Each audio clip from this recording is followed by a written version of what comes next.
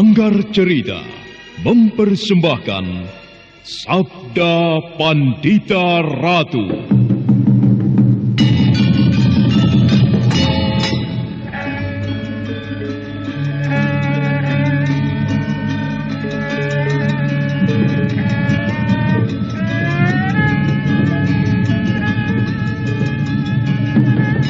Kureguk anggur Mahadewa, kucicipi madu sabdanya. Bumi ku remas dalam genggamanku, matahari dan rembulan ku telan dalam perutku. Apakah mungkin aku akan menjadi bunga yang bisa kau petik dan kau sunting? Sementara jika layu, akan kau campakkan begitu saja, seperti cermin retak yang tak berharga.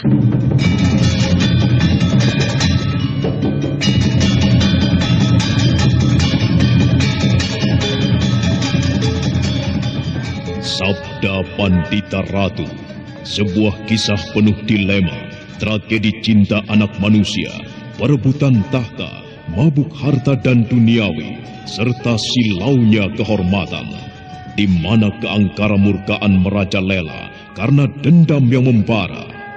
Kisah ini berlatar belakang berdirinya Singasari. Ken Arok, dialah pemuda yang merekuk pahit getirnya kehidupan. Namun sebenarnya, dialah yang harus melaksanakan sabda-sabdanya. Perjalanan sengsaranya adalah awal untuk meraih keberhasilan, untuk menuju kejayaannya di saat Singasari berdiri. Apakah cita-citamu itu, Ken Umang? Aku ingin mengubah nasibku. Aku bosan dengan kehidupanku selama ini yang terlunta-lunta, akrab dalam pelukan kemelaratan. Kadangkala aku berangan-angan, aku adalah seorang istri dari Patih. Bahkan lebih gila lagi, aku berangan-angan, andai kata aku adalah seorang permaisuri, maka akan terhapus semua masa silamku, terhapus lenyap, tidak bersisa semua kenangan buruk yang kumiliki. Itulah cita-citaku, Kakang Ken Arok. Bagaimana dengan kau, Kakang? Aku ingin menjadi seorang raja.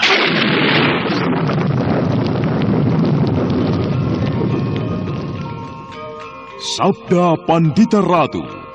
Naskah ditulis oleh Pondra Swasti Langit, diolah oleh Agung Bahrodi, didukung oleh artis-artis terkemuka Ferry Fadli, Eli Ermawati, M. Abud, Ivone Rose, dan lain-lain. Teknik dan montase Ibing Arifin, dengan sutradara Dian Pertiwi. Sabda Pandita Ratu, kali ini dalam episode ke-13 dengan judul Senja di Pasetran.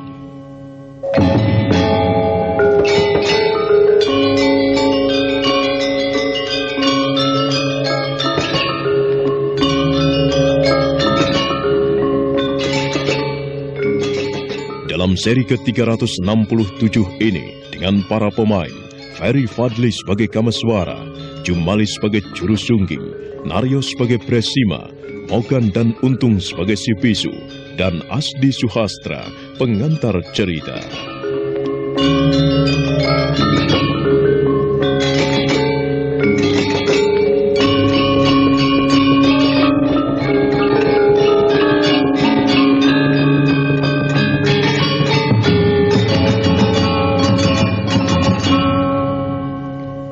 Tidak terasa, waktu telah bergerak cepat, hingga kemudian langit di sebelah timur telah terbakar merah membara. Fajar pagi telah datang. Dengan jelas sang wasi Bresima menceritakan pengalamannya. Begitu juga sebaliknya, Kameswara pun menceritakan perjalanan hidupnya. Saat itu, aku tidak mengenalnya sebagai siapa asal-usulnya. Yang ada adalah seorang gadis bernama Pinaka. Aku mengajaknya untuk menjadi suami istri. Kami melakukan sebuah upacara perkawinan. Ia kemudian hamil. Namun tiba-tiba, petir meledak mengagetkan kami. Kami berdua adalah kakak beradik. Pinaka Swasti Ratu adalah kakakku. Aku telah mengawini kakakku sendiri. Aku mengawini kakakku sendiri. Jangan terlalu merasa menyesal, Kamaswara. Kau lakukan itu karena kau tidak tahu ia kakakmu. Andai kata kau tahu, kau tentu tidak akan melakukannya. Mungkin aku tidak perlu terlalu menyesalinya, Ki Juro. Tetapi yang aku sesali, mengapa harus Pinaka? Mengapa harus anakku? Bayi yang masih berada di dalam kandungannya yang harus menjadi tempat penitisan itu. Mengapa bukan orang lain saja? Sang Wasi mengatakan, yang terjadi adalah sebuah pepesten, takdir Kamaswara. Kau tidak akan menemukan jawabannya, karena sebuah takdir adalah garis yang telah ditentukan Batara Agung. Maaf, Paman Wasi. Bagaimana anak Mas Kamaswara? Jadi menurut Paman, pujangga dari Mataram yang bertugas menjaga keselamatan Candi Megah ini telah menitis kepada anakku, bayi yang masih berada di kandungan itu. Benar anak Mas. Apakah aku harus mempercayai cerita itu, Paman Wasi? Aku harus meyakinkan kepada anak Mas Kamaswara bahwa itulah yang telah terjadi. Putra anak Mas yang masih berada di dalam gua garba ibunya itu telah terpilih untuk menitisnya kembali. Semoga Mahasakti masih dikpaingal di zaman Mataram. Anak Mas Kamaswara harus merasa bangga karenanya. Bangga? Aku harus merasa bangga? Apakah ini bukan berarti sebaliknya, Paman? Aku telah membayangkan kesulitan demi kesulitan akan dihadapi oleh Pinaka Swasti Ratu. Perempuan titisan Batari Durga itu tentu akan memburunya dan selalu memburunya, berusaha untuk membunuh pula bayi yang akan dilahirkannya. Dan aku membayangkan tentu akan banyak sekali korban yang berjatuhan. Anak Mas, syukurlah jika anak Mas telah membayangkan kemungkinan yang paling buruk yang akan terjadi itu. Paling tidak, anak Mas bisa berbuat sesuatu untuk mencegah jangan sampai hal itu terjadi. Anak Mas telah terlibat dari takdir ini. Anak Mas tidak bisa menghindarinya. Nyai Pinaka akan mengalami peristiwa-peristiwa yang berat, pahit dan getir. Anak Mas lah yang harus segera bertindak, memberikan pengayoman kepadanya. Di mana ia sekarang, Paman? Kemana ia pergi meninggalkan Candi Swambara Budura ini? Ke Paralingga, anak Mas. Nyai Pinaka mengatakan ingin melahirkan di dekat ibunya. Paralingga. Ibunya sudah tidak ada. Yang ada di tempat itu adalah patung ibunya. Jika demikian, aku akan menyusulnya ke sana. Anak Mas, aku kira sampai pada saat kelahiran bayi itu, Nyai Pinaka yang sedang dikawal oleh Brahmana Lokawi belum berada di dalam bahaya. Sementara itu, mungkin anak Mas bisa melakukan sesuatu untuk menolong seseorang. Siapa orang itu? Mantan seorang tumenggung. Namanya Murti Wandawa. Tumenggung Murti Wandawa? Benar, anak Mas. Orang itu. Orang yang menjadi lantaran kelahiran Nyai Pinaka Swasti Ratu. Juga tentu yang menjadi lantaran kelahiran anak Mas ke dunia ini. Orang itu ayahku. Apa yang terjadi dengannya? Sang titisan Durga bermata tiga atau Trinetra itu telah membawanya, anak Mas. Bagaimanapun Kamaswara terkejut ketika akhirnya Sang Wasi Bresima menceritakan nasib ayahnya. Mata Kamaswara menerawang memandang langit yang biru, kemudian bergeser memandang ke arah puncak candi pada stupa yang berdiri megah.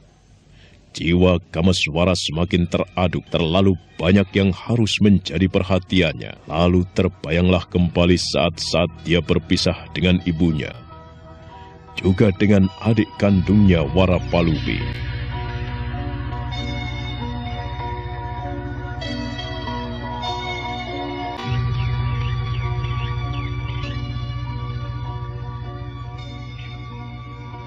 Aku pernah mendengar kisah dan sepak terjang seorang laki-laki yang bernama Sakyamurti Anak Mas.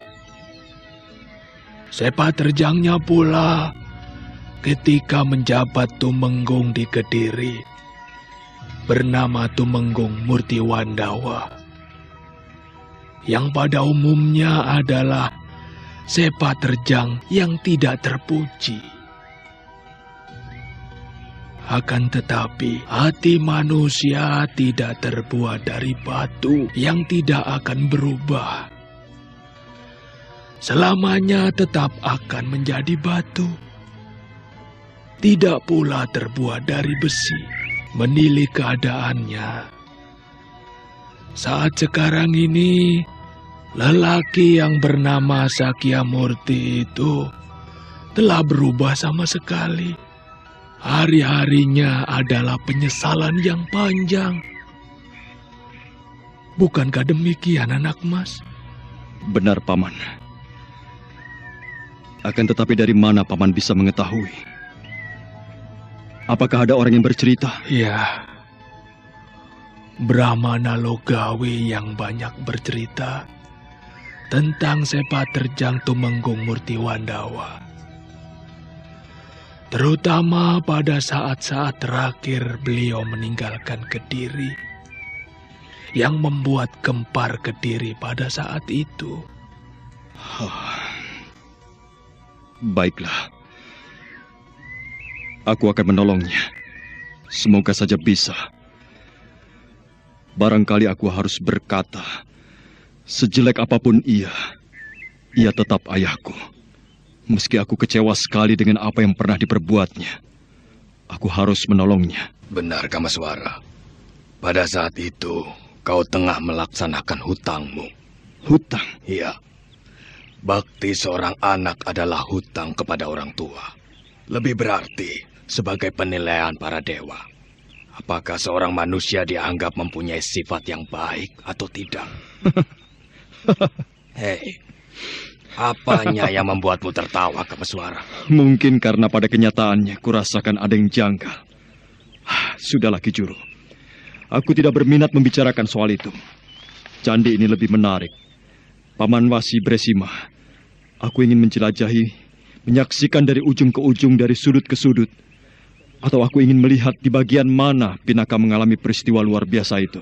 Tentu aku tidak keberatan, Anak Mas.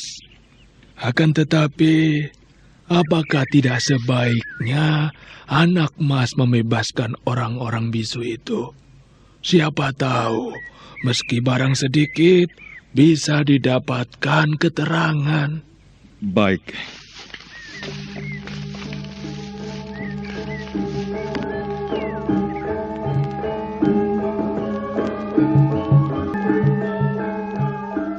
Kamaswara segera melangkah mendekati 4 sosok tubuh yang tergeletak kaku.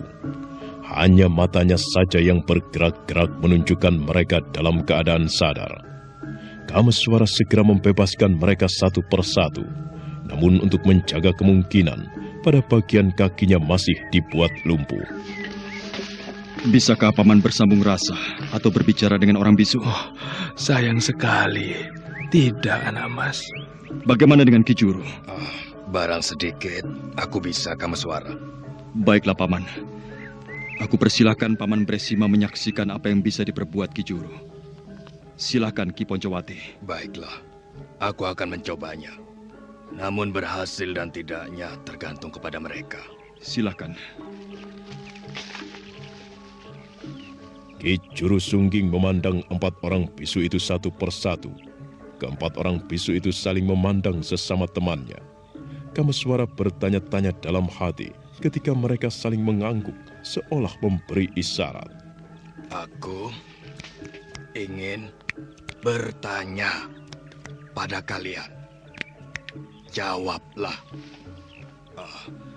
Apa maksud kalian datang ke candi ini?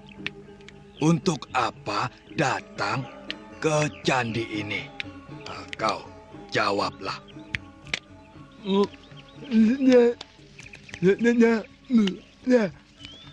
Apa katanya Ki Juru? Terjemahannya, ia tidak sudi menjawab. Bukan main. Sebuah jawaban yang tegar sekali. Bagaimana dengan yang seorang lagi? Apakah ia juga akan menjawab dengan jawaban yang sama seperti itu? Kau, katakan, untuk apa kau datang ke candi ini? Untuk apa? Apa tujuan kalian datang ke candi ini?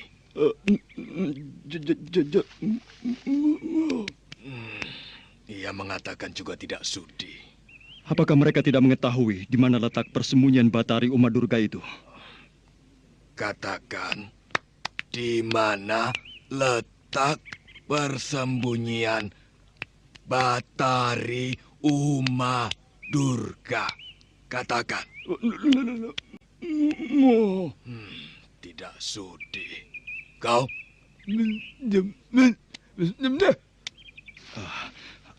Apa katanya Ki Juru? Lebih baik mati atau bunuh saja. Katakan kepada orang-orang bisu ini, aku tidak akan membunuh mereka. Namun kita bisa menyaksikan mereka. Mereka kita buat lumpuh dan tidak bisa bergerak sampai tua. Kalian dengar, orang-orang bisu. Jika kalian tidak mau bekerja sama dengan kami tidak akan membunuhmu. Namun kami bisa menyiksamu. Kalian akan kami buat lumpuh sampai tua. Tidak akan ada orang yang menolong kalian. Hei, apa yang akan mereka perbuat itu? Jangan! Ayo, muntahkan! Ayo, muntahkan! Terlambat sesaat berarti fatal. 3 orang di antara para bisu itu telah berhasil menelan bilis racun. Mereka menggelepar seperti ayam disembelih. Peristiwa itu benar-benar mengejutkan. Waktu yang hanya sekejap, namun Kameswara tidak berhasil mencegahnya, kecuali salah seorang, di mana racun yang ditelannya telah masuk sebagian ke dalam tenggorokannya. Sedangkan ketiga yang lainnya telah terbujur menjadi mayat setelah menggelepar beberapa saat. Sang Wasi Bresima terpaku menyaksikan peristiwa itu.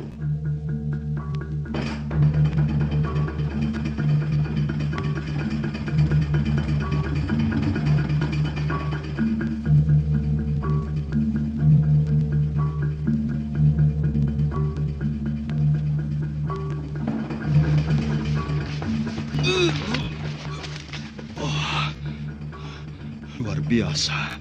Sedemikian besar pengaruh Uma Durga itu kepada orang-orang ini, yang memilih lebih baik mati daripada membeberkan rahasianya. Tumpahkan, ayo tumpahkan, jangan ditelan. Ayo tumpahkan. Cepat tumpahkan. Kalau tidak, lihat kau akan seperti temanmu. Kau akan mati. Ayo cepat. Sial, orang ini memilih mati. Kameswara, lihat keningnya mulai muncul bercak merah. Oh, ini rupanya penyebabnya. Aku akan mencoba menghilangkan pengaruh kekuatan hitam ini. Aku akan mencobanya.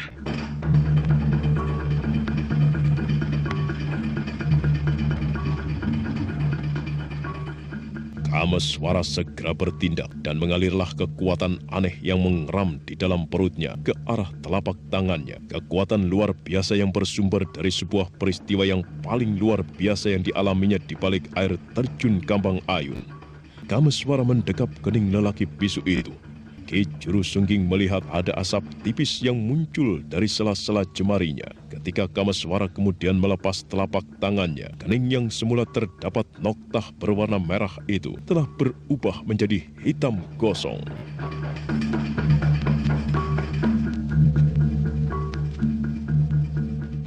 Sekarang muntahkan. Ayo muntahkan. Muntahkan ke sana cepat. Cepat muntahkan. Ayo muntahkan. Bagus. Lagi. Ayo keluarkan racun yang sudah terlanjur masuk di tenggorokanmu. Ayo cepat lagi. Ayo. Katakan Kisanak. Mumpung kau masih mempunyai kesempatan. Aku tahu kau bisa mendengar kata-kata. Tuliskan apa yang kau ketahui di tanah. Cepatlah. Bagus, tulislah. Bidara Kandangan. Jadi kau berasal dari Bidara Kandangan? Jagat Dewa Batara. Kau tentu murid perguruan Bidara Kandangan. Murid Paman Galuh Urang. Benar begitu? Dewa. Jadi seperti ini kan nasib semua. Semua anak murid perguruan Widara Kandangan. Kisanak, Nyai Pinaka adalah kakakku. Kau tentu mengenal Nyai Pinaka Swasti Ratu, bukan? Ya, kakakku. Sekarang katakan kepadaku, di mana letak persembunyian Nyai Uma Durga? Di mana persembunyiannya? Tuliskanlah, Kisanak. Dengan sisa tenaga yang dimilikinya, lelaki muda usia yang bisu itu mengguratkan sebuah kalimat di tanah. Kamaswara dan Ki Jurusungging saling berpandangan. Sang Wasi Bresima memperhatikan tulisan itu dengan tegang. Tepat pada saat tulisan itu usai, lelaki muda itu terkulai. Nyawa telah meninggalkan raganya. Dia mati. Kisanak! Sudah mati anak mas. Orang ini beruntung anak mas. Ia mati, namun anak mas telah membebaskannya dari pengaruh jahat Batari Durga. Jika tidak, jiwa atau sukmanya akan penasaran karena lepas dari jalan yang seharusnya. Apakah benar demikian, Paman Wasi Bresima? Benar demikian anak mas. Orang ini masih beruntung. Cemoro Sewu. Pasetran Gondomayit itu terletak di Cemoro Sewu. Cemoro berarti cemoro. Sewu adalah 1000. Cemara 1000. Aku tahu tempat yang bernama Cemoro Sewu. Tetapi apakah ada tempat lainnya yang juga bernama Cemoro Sewu? Di mana anak mas mengetahui tempat bernama Cemoro Sewu itu? Di lereng timur Gunung Lawu, di dekat sebuah telaga yang sering disebut Sarangan. Di sanalah terdapat sebuah daerah yang disebut Cemoro Sewu atau Cemoro Sosro. Sosro juga berarti 1000. Bukankah kita telah melewati tempat itu, Kamaswara? Iya, kita telah melewati tempat itu. Namun kita tidak melihat tanda-tanda yang mencurigakan. Atau apakah memang benar tempat itu yang dimaksud? Sayang sekali. Pengetahuanku tentang berbagai tempat sangat sempit anak mas. Aku tidak bisa memberikan wawasan. Namun mungkin juga tempat itu. Jika demikian, dalam perjalanan kembali ke Paralingga, aku akan melewati tempat itu lagi. Bagaimana Ki Juru? Iya, aku sependapat. Sekarang aku ingin menguburkan orang-orang ini. Bagaimanapun juga mereka adalah orang-orang dari perguruan Widara Kandangan. Perguruan yang seharusnya diwarisi oleh Pinaka untuk memimpinnya. Mari ku bantu anak mas.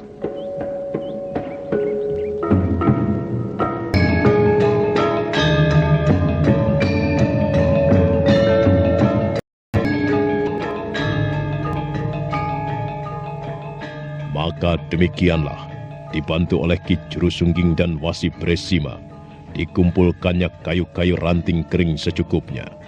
4 sosok mayat itu kemudian diantarkan menuju ke gerbang kehidupan terakhir melalui sebuah upacara. Api berkobar, dan ketika waktu kemudian bergeser, upacara telah usai. Dengan ditemani oleh Wasi Bresima, Kamaswara dan Ki Jurusungging menaiki candi, mengelilinginya sambil tidak habis-habisnya mengeluarkan ucapan kekaguman dan pujian atas kemegahan Candi Swambara Budura itu.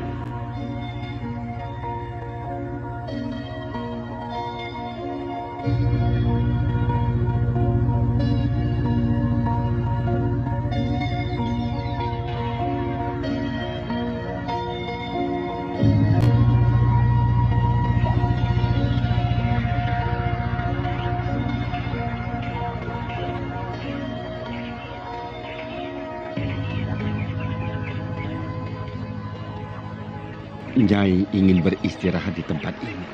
Ya, aku ingin beristirahat dulu, Bapak. Mataku berat sekali. Aku mengantuk. Aku ingin tidur barang sekejap lebih dulu. Baiklah, tidurlah Nyai. Aku akan menjagamu. Tempat ini indah sekali. Udaranya dingin dan sejuk, membuat aku terbuai. Di manakah kita berada, Bapak Brahmana Logawi? Kita berada di lereng Gunung Lawu, Nyai. Kita akan melintasi lereng gunung ini, menuruninya di sebelah timur. Dan jika kita terus berjalan tanpa berhenti, atau kita membeli kuda di pasar hewan yang kita lewati, kita akan segera sampai di Paralingga. Tidak sampai 10 hari. Aku berharap aku belum melahirkan. Sebelum sampai di gua itu, ibuku, walau hanya dalam wujud patung, harus menunggui kelahiran bayiku.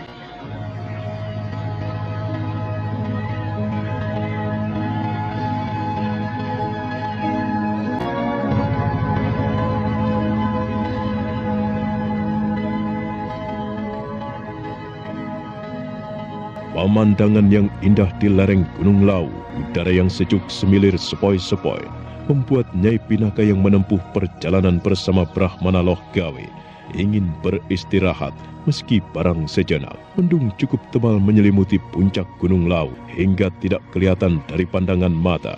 Bersandar pada sebuah pohon yang besar, berbantal bungkusan pakaiannya, Pinaka Swasti Ratu mencoba memejamkan matanya. Masih belum tidur, Nyai? Belum, Bapak. Hampir saja aku tertidur. Tapi tiba-tiba bayi di dalam perutku menendang keras sekali. Laki-laki rupanya. Bayiku tidak senang aku tidur. Bisa kurasakan ia bergerak ke arah kanan. Di bagian ini terasa menonjol. Itu pertanda bahwa saat kelahiran bayimu sudah dekat, Nyai. Bulan ini nampaknya bulan-bulan terakhir.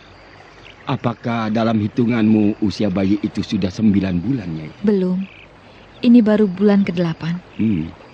Kelahiran bayi ada kalanya mendahului. Tidak selalu harus menunggu 9 bulan lebih beberapa hari. Tapi aku tidak mau melahirkan anakku kalau belum sampai di tempat itu. Aku ingin patung ibuku di Gua Paralingga menjadi saksi perjuanganku melahirkan anakku. Perjalanan masih jauh.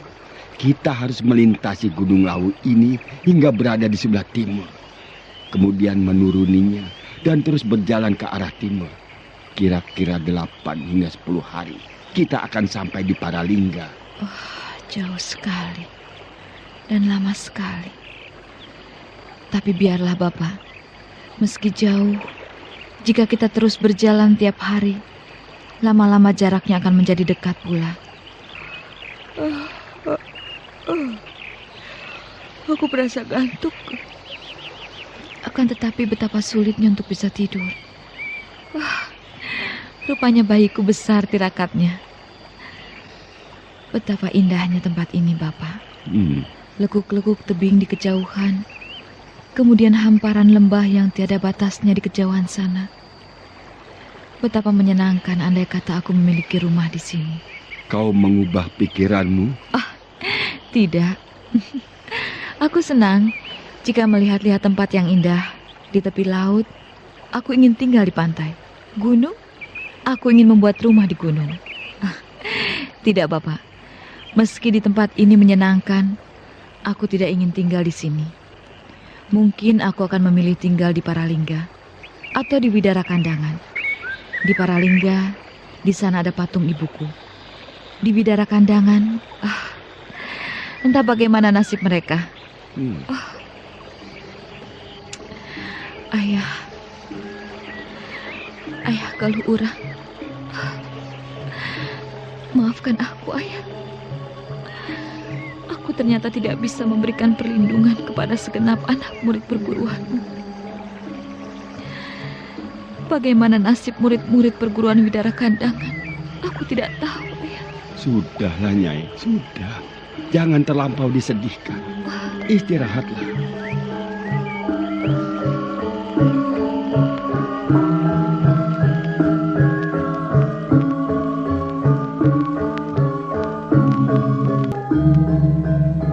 Tiba-tiba Pinaka Swasti Ratu teringat pada nasib orang-orang perguruannya. Bagaimana keadaan mereka? Di mana mereka? Bagaimana pula nasib mereka? Pinaka Swasti Ratu tidak mengetahuinya. Sulit dibendung kesedihan di dalam hatinya yang tiba-tiba membuncah. Berbuah bulir-bulir air mata yang membasahi pipinya. Dan manakala ingatannya kemudian tertuju kepada Galuh Urang ayahnya, kesedihannya semakin sempurna. Saudara pendengar, untuk mengetahui jawabannya, ikutilah kelanjutan kisah ini dalam seri berikutnya. Sampai jumpa.